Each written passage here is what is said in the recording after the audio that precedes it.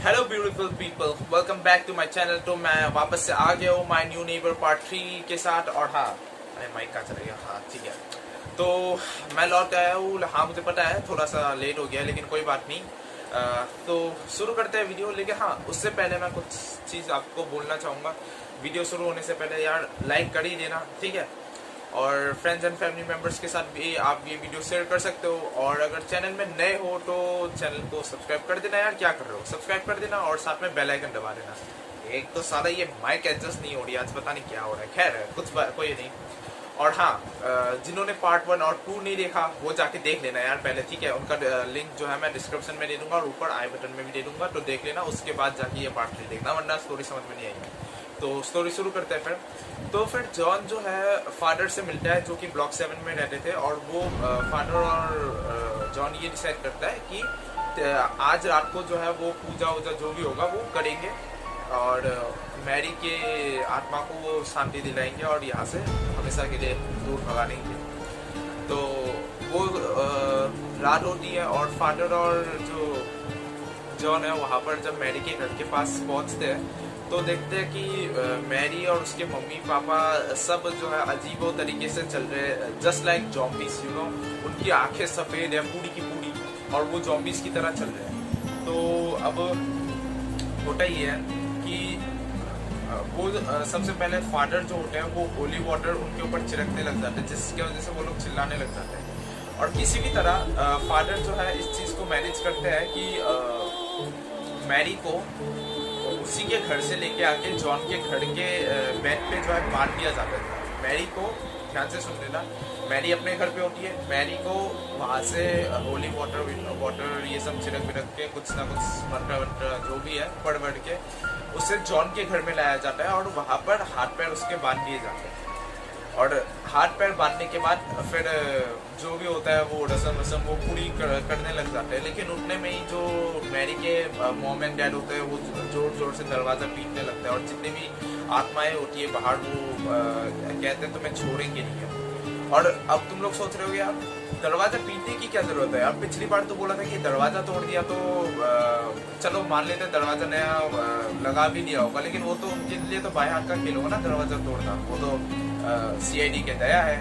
तो यार ऐसा नहीं है, क्योंकि उन्होंने पहले ही एक तैयारी कर रखी थी फादर ने कि उन्होंने दरवाजे के पीछे जो है कुछ लगा दिया था, जिसकी वजह से वो दरवाज़ा तोड़ के घर के अंदर आ नहीं पा रहे थे। अब ये हो रहा था कि वो पूजा पान ये सब जो भी है वो चल रहा था और मैरी तेजी से चिल्लाए जा रही थी और कह रही थी मैं तुम दोनों को नहीं छोड़ूंगी, तुम दोनों को मैं ख़त्म कर दूंगी और ये सब कुछ बकवास कर ही रही थी। खैर उसके बाद फादर कहते हैं तुम हो कौन और तुम यहाँ से चली क्यों नहीं जाती, तुम यहाँ पर लोगों को तंग क्यों कर रही हो? तो वो कहती है मेरी मर्जी और ये शरीर को मैं कभी नहीं छोड़ूंगी। तो फादर सोचता है यार शरीर को कभी नहीं छोड़ूंगी उससे क्या मतलब है, ये मतलब किसी और का शरीर है क्या? तो जब थोड़ी से क्वेश्चन आंसर्स पूछे जाते हैं Q&A, यू नो, तो बातों बातों में ये निकलता है कि ये मैरी का शरीर है ही नहीं। मैरी तो बहुत पहले ही मर चुकी थी और ये जो शरीर है ये किसी और ही लड़की का है और उस लड़की का नाम है सलीना। अब सलीना गोमेज मत समझ बैठना, ठीक है?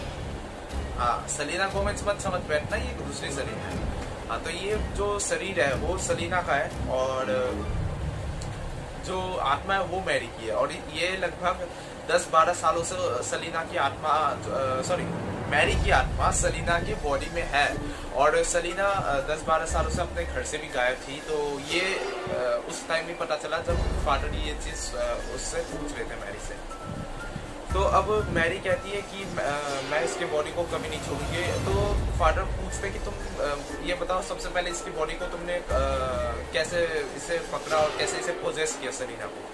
तो पूरी बात बता दी कि सलीना एक दिन जब छोटी थी 5-6 साल की बच्ची थी तब आई थी वो मेरे घर के सामने और तब मैंने जब उसे देखा तो मैं उसके शरीर के अंदर घुस गई और तभी से मैं उसके शरीर के अंदर ही हूँ। और सलीना जो है कभी भी अपने घर नहीं जा पाई और उसका घर ब्लॉक 1 में था और तो वो कभी भी अपने घर जा नहीं पाई और मैं मैरी बन के सलीना के बॉडी में मैरी बन के ऐसे घूमते रही 10-12 सालों से। तो ये सुन के जो है जॉन और फादर दोनों ही हैरान हो जाते हैं। मतलब जिस चीज़ को हम अभी तक जिस इंसान को हम समझ रहे थे अभी तक मैरी, वो तो यार मतलब कोई और ही नहीं। ठीक है चलो, लेकिन फिर फादर ये पूछते हैं एक बात बताओ, तुम मरी कैसे और ये तुम्हें यहाँ मतलब तुम ये सारी चीज़ें करी क्यों हो? तो वो बताती है मैं यहाँ पर ब्लॉक 20 में काफ़ी सालों पहले रहा करती थी, 15-16 सालों पहले। और तब बात ये था कि मैं और मेरे मम्मी पापा जो है भगवान पर विश्वास नहीं करते थे। हम ब्लैक मैजिक प्रैक्टिस किया करते थे। हर मतलब जब भी फुल मून निकलता था तब हम ब्लैक मैजिक प्रैक्टिस किया करते थे। और ये सब मोहल्ले के लोगों को पता चल गई, तो उन्होंने हमें वार्न भी किया। लेकिन जब हमने नहीं माना तो एक दिन उनके मोहल्ले के सारे लोगों के बीच और मैरी और उनकी फैमिली के बीच झगड़ा हो गया। झगड़ा इतनी तेजी से बढ़ गया कि मारपीट पे उतर आए। तो जब मारपीट पे उतर आए तो ये हुआ कि लोग ज़्यादा थे और मैरी के मम्मी पापा सिर्फ थे, तो वो लोग बुरी तरीके से पिट गए और वहीं पे बहुत खल्लास। तो उसके 2-3 सालों बाद वो वापस से आई और लोगों से बदला लेने के लिए उसने सोचा। और जब सलीना उसे दिखी उसके घर के सामने, तो वो उसके शरीर में आ गई और फिर एक एक करके मोहल्ले में जितने भी लोग थे उन्हें मारने लग गई और उनके शरीर को खाने लग गई। जैसे कि ये जॉन ने देखा ही था कि एक इंसान के इंटेस्टाइन्स, हार्ट ये सब निकाल के खा लिए थे। वो भी पास की ब्लॉक से था, ब्लॉक 18 या 19 के आसपास से। तो ये पूरी स्टोरी। खैर अब ये है कि फादर को और जॉन को सारी बात पता चल गई थी, तो वो पूरी ताकत लगा देते हैं और एंड में किसी भी तरह जो है ये मैरी की आत्मा सलीना की बॉडी से निकल जाती है। और जब निकल जाती है तो सारी चीज़ें नॉर्मल हो जाती है। उसके मम्मी पापा भी वहाँ से गायब हो जाते हैं और जितनी भी आत्माएं होती है वो भी गायब हो जाती हैं।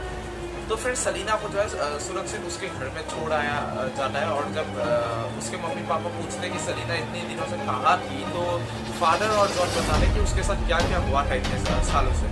तो जो सलीना के मॉम एंड डैड है वो कहते हैं कि thank you so much both of you. अगर आप दोनों नहीं होते तो शायद सलीना हमें कभी, हमारी बेटी कभी हमें मिल ही नहीं पाती। तो इसीलिए बहुत बहुत शुक्रिया। और ये कह के फिर ये कहने के बाद जॉन और तो ये फादर जो है चले जाते हैं अपने अपने रास्ते। अब होता ही है कि जब अगले दिन कॉलेज जा रहा होता है जॉन, तो सलीना मिलती है और सलीना कहती है कि तुमने मतलब मेरे मम्मी पापा को ये सब बताया था, मुझे पता चला, तो मतलब मेरे साथ ये सब हुआ था। तो जॉन कहता है हाँ ये सब तुम्हारे साथ हुआ था उस वक्त। तो सलीना भी कहती है हाँ थैंक यू सो मच, अगर शायद तुम मुझे नहीं बचाते तो मैं शायद ऐसे ही रह जाती। तो वो जॉन कहता है तो इसमें कोई थैंक यू करने वाली बात नहीं है, ये तो जाहिर सी बात है, उसे जाना ही था मैरी को तुम्हारे शरीर से, क्योंकि वो काफ़ी सालों से वैसे भी थी वहाँ पर। और एक तुम्हारी भी अपनी ज़िंदगी है, तुम्हें भी अपनी ज़िंदगी जीनी ही पड़ेगी। तो अब नॉर्मली अपनी ज़िंदगी जियो यार, स्कूल में एडमिशन लो, कॉलेज में एडमिशन लो, जहाँ भी लो, और पढ़ाई वढ़ाई शुरू करो नॉर्मली। तो ऐसे ही था, जॉन और सलीना के बीच में नॉर्मली बातचीत शुरू हो गई और वो अच्छे दोस्त बन गए और एक साथ वो आने जाने लग गए, स्कूल कॉलेज जो भी हो, तो ऐसे आने जाने लग गए। तो ठीक है, पार्ट 3 जो है आज यहीं पे ख़त्म होती है और मिलेंगे जल्दी एक नेक्स्ट वीडियो में। मुझे पता है मैं लेट हूँ, खैर क्या ही कर सकते हैं। ठीक है, मिलेंगे हम जल्दी एक नेक्स्ट वीडियो में, तब तक के लिए bye bye, take care, see you and high five.